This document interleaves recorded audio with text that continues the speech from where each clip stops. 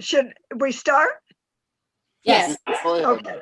I'm very pleased to introduce our presenter today, Mann, and he's Artistic Director of Opera Theater of Connecticut, also Executive Director of the Hartford Chorale.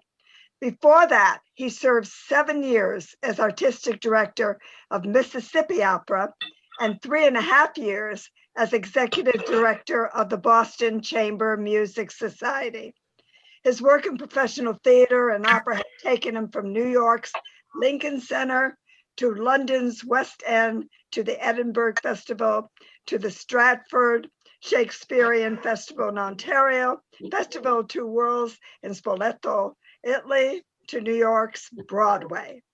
His directing assignments span traditional opera, contemporary opera, comic opera, musical theater, and classical and modern theater. He's also a renowned guest speaker, known for his opera talks, a series of informative talks on opera and composers. He has also served as master of ceremonies for numerous concerts, punctuating them with interesting anecdotes and sharing his witty insights and knowledge of the human side of opera with the audience.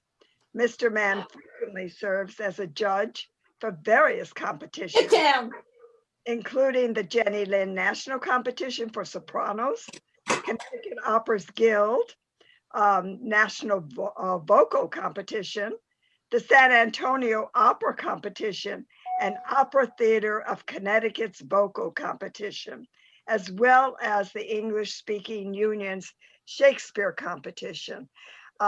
Very impressive background. With that, I introduce Mann. Well, thank you very much, Connie. I really want to thank the Schiller Shoreline Institute for Lifelong Learning for inviting me to present today. Special thanks to today's hosts, Judy Merriman and Ed Miller, SSILLS's program chair, Susan Smith, and Connie Fusco, who just pulled this all together. And before we start, I want to apologize in advance for the need for and my lack of skill in editing the musical excerpts that I'm going to use today. All right, so we're going to talk about Giacomo Puccini, the people's composer. Now, it is written that opera starts with Mozart and ends with Puccini. When we discuss Puccini, it's important to remember that we are talking about someone who was not a great composer of operas, but a composer of great operas. You see, unlike Mozart, Verdi, and Wagner, when he started composing, he was very happy with the state of opera, and he didn't need to reform it as the others did. His work always entranced the public, but rarely pleased the critics. He didn't have an auspicious start in music, and he had to overcome much before he even got the acclaim and support to start his career. It is interesting that even though he is one of the world's most recognized opera composers, he only composed 12 operas, and of those, 3 of which are rarely, if ever, presented, and 3 others of the 12 are one-act operas. He was born on December 22nd, 1858. He was the 6th child in his family and the first boy. He was 5 when his brother was born, but in that same year, his father also passed away, leaving the family in the perpetual poverty that was to plague his early years. So he was raised by 5 older sisters, a mother, and her sister who moved in with them, which may have had some influence on the sympathetic way he treated his heroines and on other aspects of his operas that we'll discuss a little bit later on. In his hometown of Lucca in Tuscany, the original Giacomo Puccini, the composer's great-great-grandfather, who arrived there in 1730, was the organist and choir master of the Cathedral of St. Martin. Now, this position was viewed as hereditary, and so Puccini, a Puccini family member, had held the position for over 125 years by the time our Giacomo Puccini inherited it at the age of 5. So his uncle took over the post for 10 years, leaving Giacomo's family in abject poverty. He showed little aptitude for music composition, and certainly no interest in the position he was forced to take on at 15, although he did realize there were some benefits to the job later on. Mostly he earned his money playing at pianos at weddings, at funerals, and in the local brothel. And it was there, by the way, that he met the first love of his life, a woman named Lola.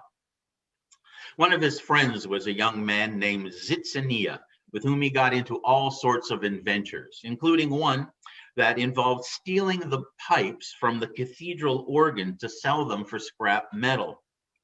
Now, this went well for a while, as long as Puccini remembered which pipes were missing, so he didn't go to play those notes, but everything started to fall apart when one Sunday, Puccini was too ill to play, and another organist took over for the services and the missing pipes were discovered. But at that same time, Puccini's life turned completely. On the night of March 11, 1876, when he was 17 years old, he and two of his friends walked the 20 miles to Pisa to hear the opera that was the rage of the country, Aida, being conducted by Giuseppe Verdi himself. Well, they didn't have tickets, of course, but the backstage doorman was from Lucca, so they were able to talk their way into the wings where they watched the opera. They talked about the opera on the way back, and by the time Puccini arrived back home in Lucca, he had decided to dedicate himself to composing opera. Well, Milan was the place to study, and the Milan Conservatory was the school. Now, since they couldn't afford the tuition and living expenses, Puccini's mother and sister wrote to Queen Margarita. Now, remember, Italy is a brand new country at this time, and they're looking to support Italian art in all forms. So they wrote and requested a grant, and the Queen gave the equivalent of 1 year of tuition, plus an allowance of 100 lira a month for that 1 year. Puccini managed to stretch that out for 3 years, living in total poverty, learning much, meeting influential people, and eventually becoming a chain smoker. Deciding it was time to take the plunge, Puccini entered his first work into a one-act opera competition sponsored by the Sozzonio Publishing Company. And this was the same competition that years later, Pietro Mascagni's Cavalleria Rusticana would win, and from which Leoncavallo's I Pagliacci would be rejected, as was Puccini's. For not the least of reasons, it was so sloppily written as to be almost illegible. You see, Puccini had run out of manuscript paper for his composition. So he used the newspapers their food came wrapped in, drawing the staves and musical notes on that, and then submitting it. The opera's title was Levili. The plot revolves around the spirits of young women who die when their hearts are broken by their lovers, and they now live in the forest. And any time an unfaithful young man is trapped by them, they dance him to death. In English, that translates as the Willies. So if you've ever heard of someone having a case of the Willies, that's where that comes from. Possibly only one of the 5 judges actually read any of it, but that judge was the famous poet and librettist, and now the poet laureate of Italy, Arrigo Boito, who thought so much of it that he personally raised the money to give it a private production. Interestingly, fellow students from the Milan Conservatory formed a large part of the orchestra. Boito invited one of the most influential men in Italian music and a direct competitor of the Sozzonio Publishing, Giuseppe Recordi, who agreed to publish the opera on the condition that Puccini expand it into 2 acts, which he obliged by adding a few more dance numbers and picking a rather arbitrary point in the opera to drop his intermission. The opera was performed in Milan in January 1885 and received a fair amount of praise, especially for its dramatic power, its operatic melody, and the important role played by the orchestra. Before the year was out, it had been successfully staged in St. Petersburg, Rio de Janeiro, Buenos Aires, and Munich. In one stroke, the royalties enabled Puccini to repay all of his debts. Recordi, sensing a future with this young man, commissioned a second opera from him and began paying him a stipend from the agreed upon fee. Recordi chose the plot and the librettist, and work began on the second opera, Edgar. Now, Edgar had a Teutonic plot and a Norse setting. There was no true romantic lead between it, no passionate lovers. Puccini found it so difficult to work with. And it didn't help his relationship with the board of the Recordi Publishing Company that he was experiencing delay after delay after delay. Now, the death of his mother was heartbreaking for him. But at the same time, he ran off with 24-year-old Elvira Gemignani, who was unfortunately married to a friend of his. And when she left to live with Puccini, she not only left her husband behind, but her 2 young children. Now, the board was prepared to turn a blind eye to this, but they were beginning to lose patience with the prolonged composition period. So once completed, Edgar was basically a failure. It was considered un succès d'estime, which means a success of reputation. Even Verdi was impressed, writing, "He seems committed to melody, which is a good thing." It had a few marvelous pieces, including this baritone aria, one of the few ever written by Puccini. This is the character Frank singing about his shameful love for his adopted sister. And here we have Ilya Sekuchov singing Questo amor vergogna mia.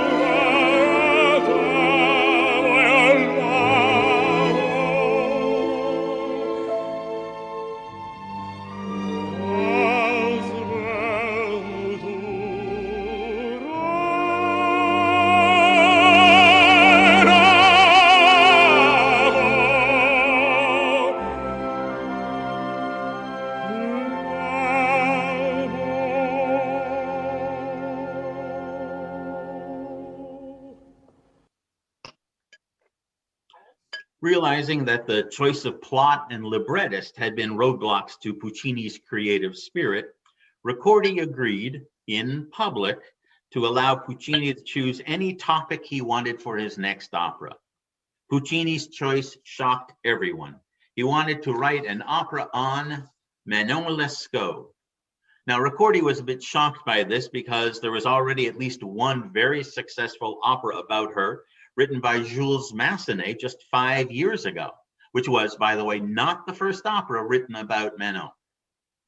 Puccini answered, well, she had more than one lover, she deserves more than one opera, and off he started. He was determined to do it all by himself so that no fool of a librettist could spoil it. However, Recordi persuaded him to accept Ruggero Leoncavallo, who had just composed I Pagliacci as his librettist. But Puccini soon asked Recordi to remove him from the project. 2 other different librettists came and went before the final pair of Illica and Giacomo completed the project. These 2 librettists were to work with Puccini on some of his greatest operas, including La Bohème, Tosca, and Butterfly. Manon was an instant success throughout Europe, and Puccini's career and reputation as an opera composer were launched. Now, this is despite the fact that Manon and her lover die in the deserts on the outskirts of New Orleans. Now, here we have Renato de Grieux singing about his first meeting with the young Manon. I've never seen a girl like this before. This is Luciano Pavarotti, Donna non vidi mai.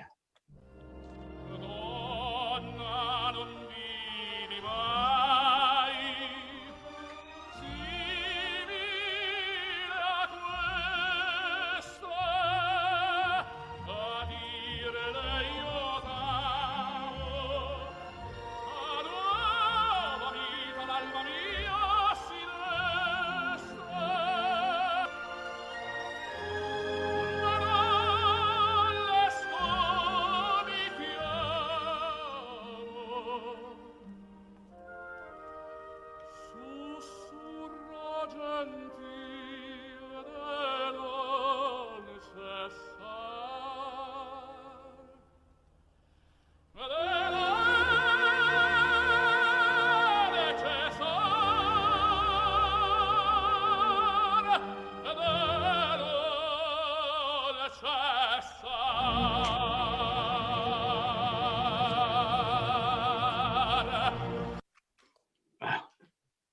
It is an interesting footnote in music history that this, Puccini's first major opera, premiered within a week of Verdi's final opera, Falstaff.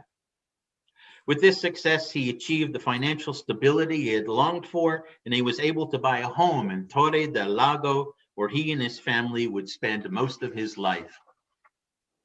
While looking for the subject of his next opera, he came across a French novel in his house titled Scenes from a Bohemian Life. Now, there's a lot of controversy about this choice. Without a doubt, the book had been given to him by Leoncavallo during his brief stint as the librettist on Mann. And Leoncavallo was planning it as his next opera, which Puccini probably forgot about totally. Puccini's life as a student in Milan served as much a source for inspiration for the opera as did the novel. During his years as a student in Milan, he experienced poverty similar to that of the Bohemians, including chronic food shortages, also clothing and money to pay the rent. Puccini, while he was still a student, wrote about a time when, as in Act 4 of the opera, a single herring served as a dinner for 4 people. The characters in Puccini's version were also drawn from his life experience, which I'll go into a little more detail later on. Puccini's came to the stage first, but it was not a success, due in no small part to the fact that the cast was totally inappropriate for the roles of young students that they played. Recordi gave him permission to recast and represent the opera on the condition that Puccini accept a young conductor that Recordi had his eye on, a 24-year-old cellist in the orchestra in Milan. Puccini was not happy about this, but he did eventually meet and agree to work with Arturo Toscanini. So he and Toscanini start to travel around Italy looking for a marvelous young cast of newcomers to be in this new production of Labo. Now, the music had been published, so many of the auditioners were singing music from the opera. And they're at one audition, and this young man takes the stage, and he starts to sing Che gelida manina. So he's finished, and looks down, and at the edge of the stage, looking up at him, is Puccini, staring at him, glaring at him. And he said, "Who are you? Who are you? How did you get here?" The young man is a maestro, I don't understand. And he said, "Who are you? Who sent you to us? Was it God?" And the young man didn't know what to say. So Toscanini, who's still at the table looking at the paper, says, so let me get this right. Your name is Enrico Caruso. Is that correct? And so that is how this trio of artists got together for the first time, but certainly not the last. Now, although this represented version of Bohème was an audience success, one critic still wrote about it, "La Bohème will leave no lasting mark on the lyric stage." This excerpt is Mimi's death aria from Act 4. Listen to the falling tone like a leaf floating down as she starts to sing, until eventually she gets to the word love, which launches the music back up a full octave. This is Mirella Freni.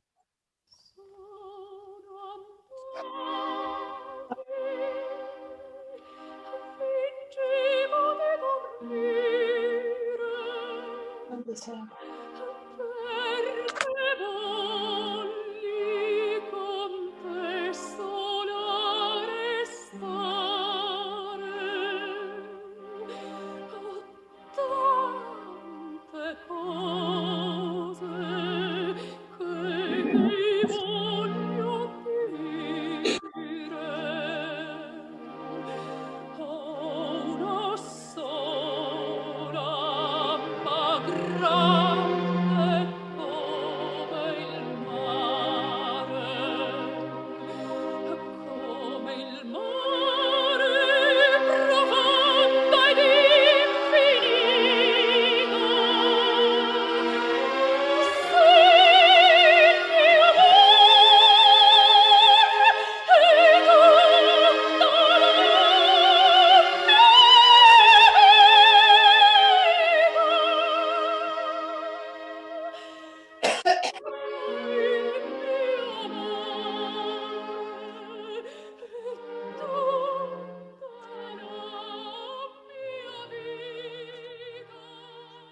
You can also hear the gasping of the breaths as she's dying slowly on the chaise.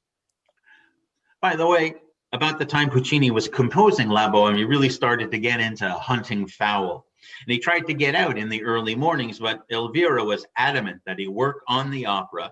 So he got one of his students from town to come into his studio every morning as he was sneaking out, leaving the student to play around with some of the music that he had composed the day before, keeping Elvira upstairs very happy. Puccini's next work was Tosca.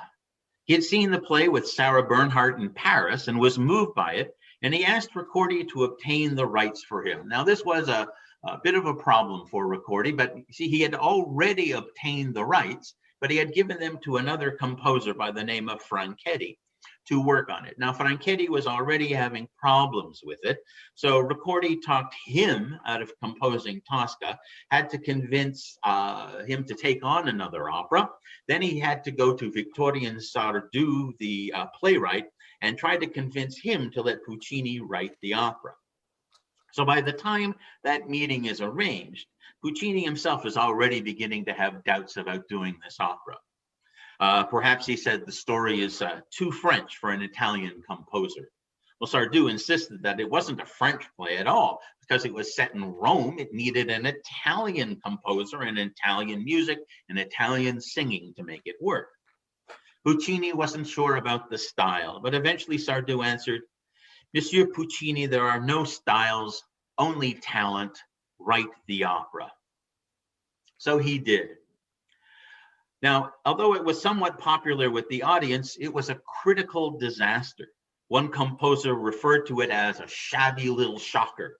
Another one wrote about 3 hours of music, 3 hours of noise, which I find kind of confusing. There's only 2 hours of music in the whole opera, so I don't know what the intermissions at that place must have been like. The characters of Tosca made it very hard for the audience to accept it at that time. It wasn't until after World War II, when the concept of people in political power using their position for personal gain, that was much more accepted by the general public, that the true force of Tosca was embraced by its audience. I'm going to play a clip of Tosca's famous aria, Visi d'arte, I Live for Art. Here it is, sung by Angela Giorgio.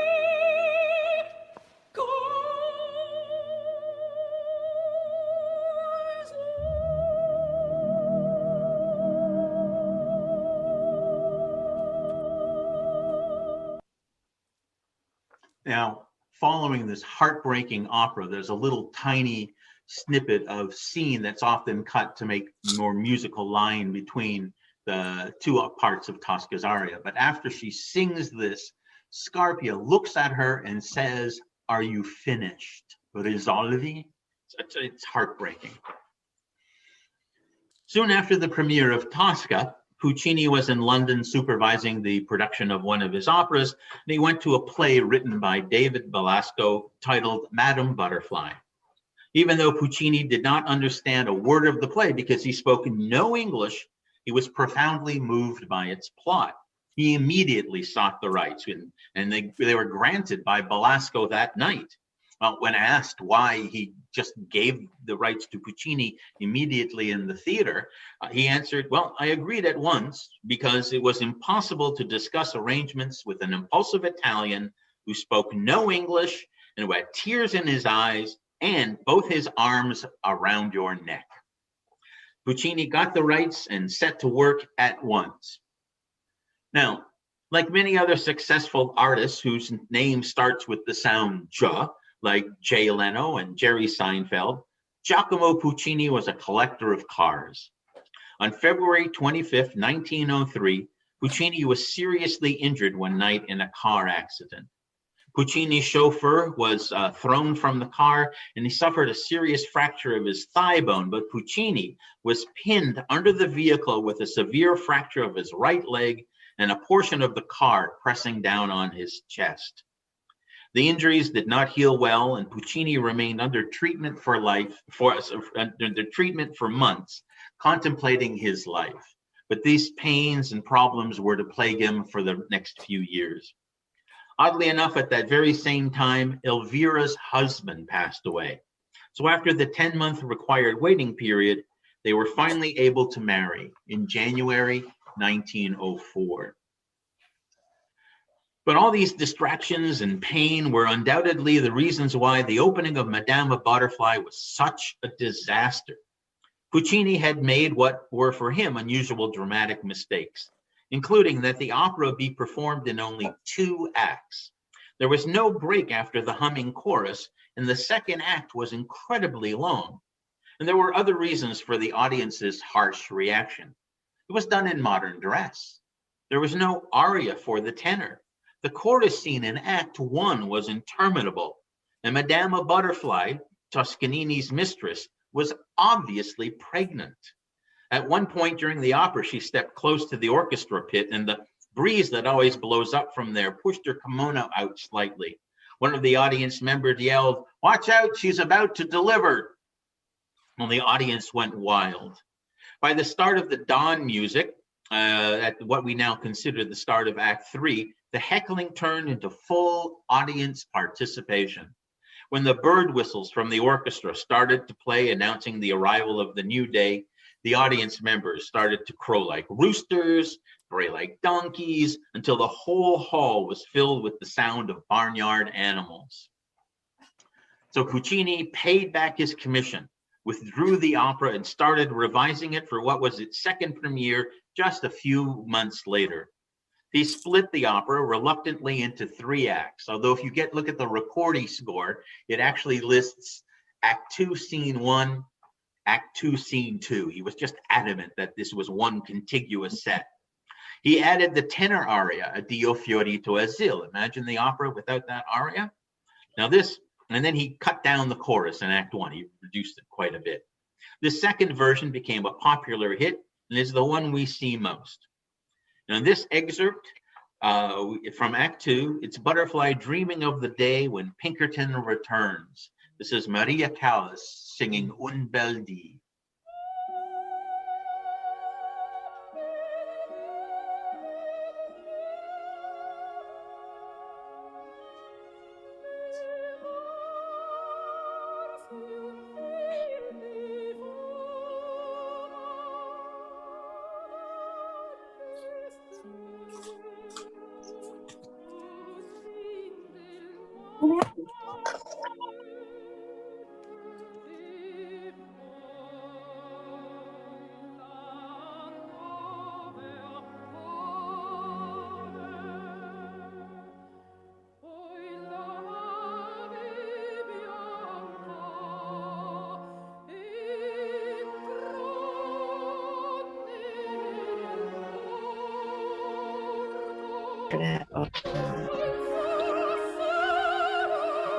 Now you may have to plug it in. It's not on low. But Okay.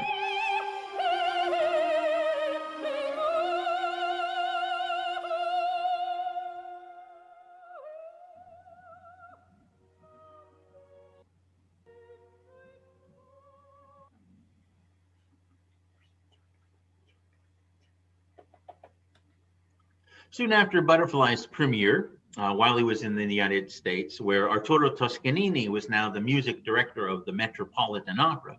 He was commissioned to write an opera for them.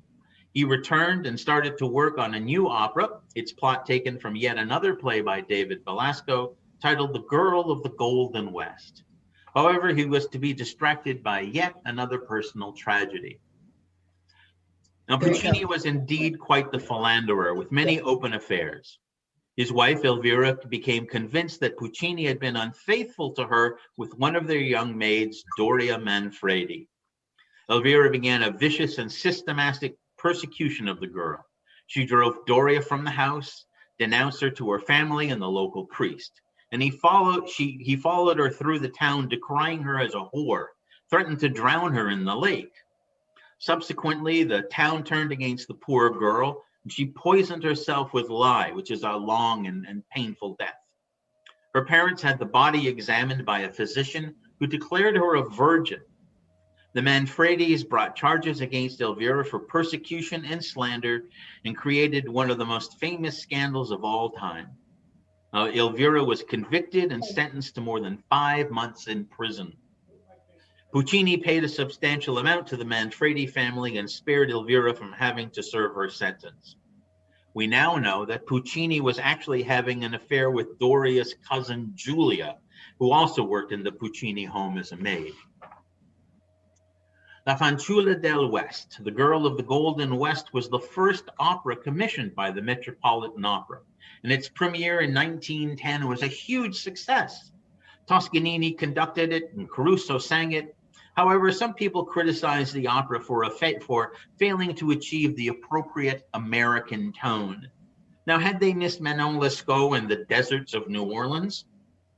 So this is Dick Johnson's aria from when he's been captured by the sheriff and his posse, and he wants them to tell Minnie to let her believe I'm free and far away, rather than lynched as he's about to be done. So this is Jonas Kaufmann singing Ch'ella mi creda libero e lontano.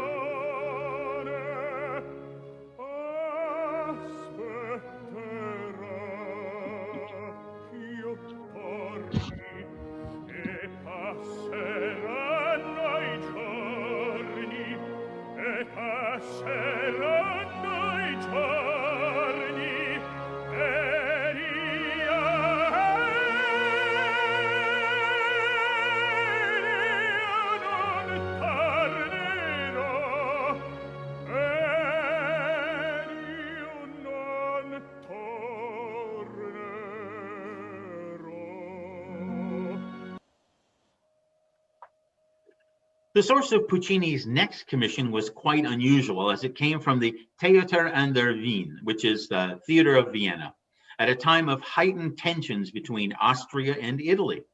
Puccini, who had not a political bone in his body, accepted the commission, even though Recordi and Toscanini told him to turn it down. At some point in a conversation, Puccini made the statement that Italy could benefit from some German organization, and Toscanini stormed out of the room.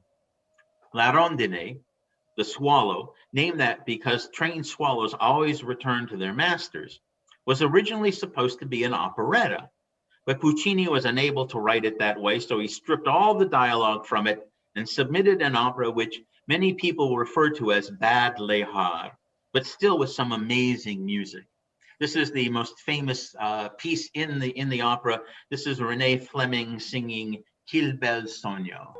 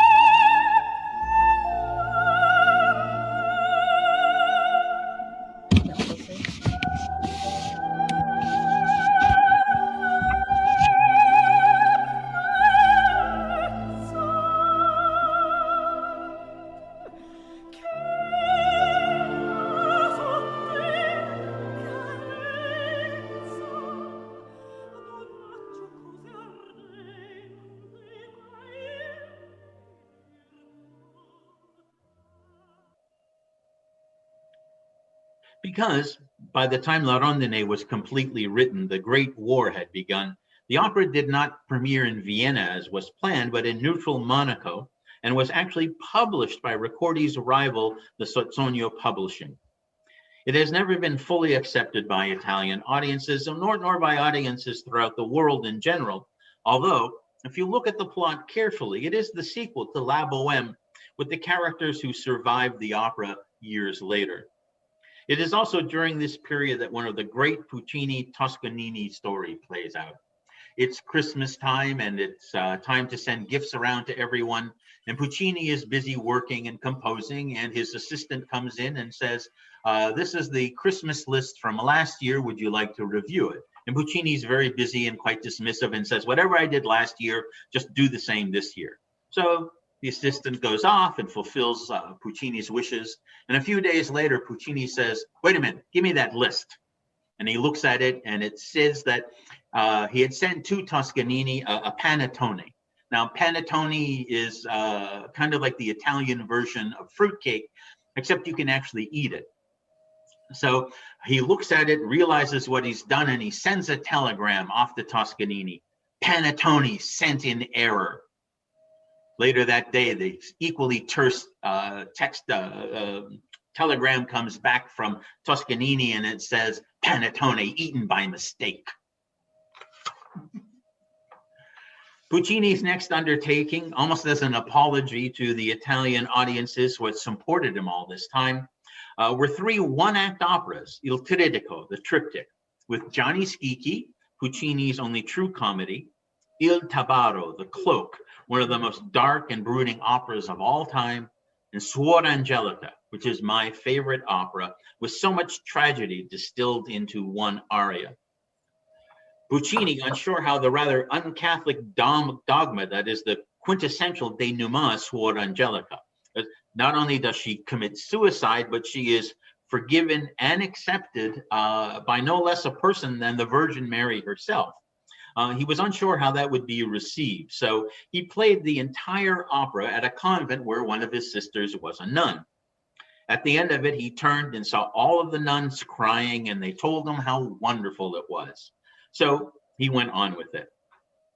Although Puccini resisted for years having the operas being presented in any other way but together, which makes a very long evening, he did eventually relent, and now they are done in various double bills. So our first excerpt is the aria O mio babbino caro from Gianni Schicchi, where young Lauretta is trying to convince her father, Gianni Schicchi, to help her boyfriend get out of a tricky situation. Here we have Renee Fleming singing, Oh, My Dear Father.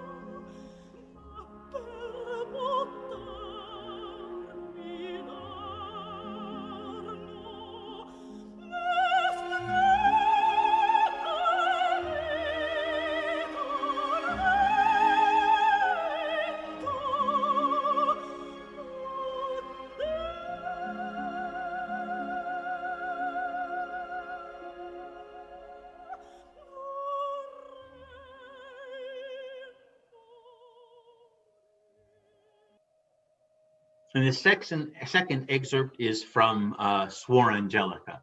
It's the heartbreaking moment where Sister Angelica has just been told that her illegitimate son, the reason for her joining the convent 7 years ago, actually passed away some 4 years ago, all by himself. And so she mourns that, senza mamma tu sei morto, without your mother, you died. This is Renata Scotto.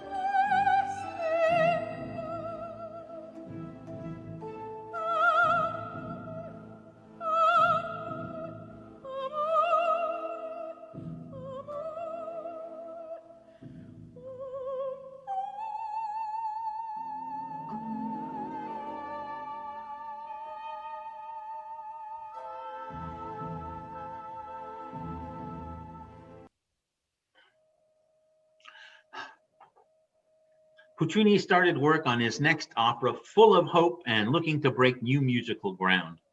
He had chosen as his topic the story of a Chinese princess named Turandot, or perhaps Turando. Although his lifelong passion for cigarettes, and I'm sure you wondered why I made such a point of that early on, finally caught up with him. Puccini was diagnosed with advanced throat cancer and went to Brussels for an experimental surgery where radioactive needles were pierced into the tumor. The procedure was a success. The tumor was indeed reduced, but the operation was a failure and led to a heart attack the day after the surgery. Puccini died in Brussels on November 29th, 1924, just short of his 66th birthday. Puccini had nearly finished one of his final masterpieces, but the two final scenes were left unorchestrated. The thankless task to complete the work based on Puccini's notes fell to the young composer Franco Alfano. At its opening night, with Toscanini conducting, the production was reaching its climax, and at the moment right after Liu's suicide, Toscanini cut off the orchestra and turned to address the audience. "This is where the maestro put down his pen," he said, "so this is where I put down my baton." He left the pit and his assistant took over to play the opera to its conclusion, which was good because then the audience really got to hear one of the marquee piece of the opera, Nessun Dorma, here sung by, the conclusion of which, sung by Luciano Pavarotti.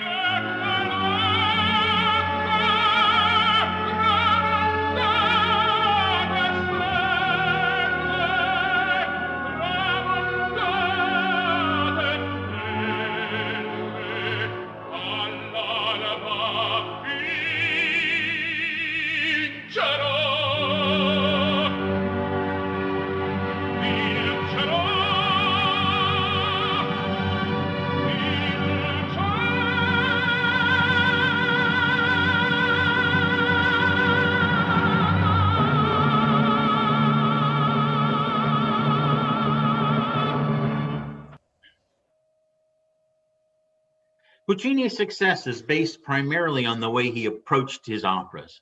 He was fanatic about the libretti because, as he wrote, the basis of an opera is its subject and its treatment.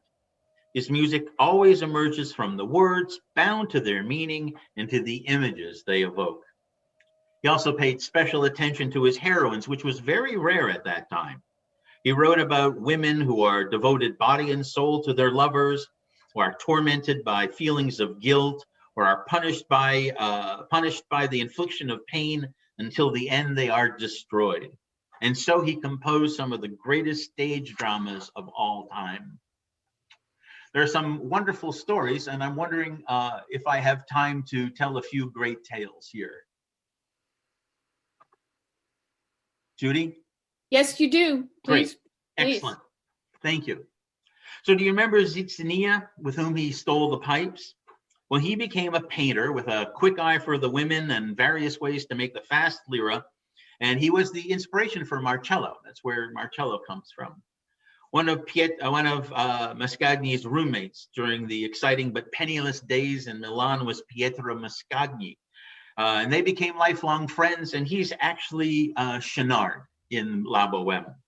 Now, when Mascagni was looking for the name of his temptress in Cavalleria Rusticana, he settled on the name of Lola, Puccini's first love in the bordello.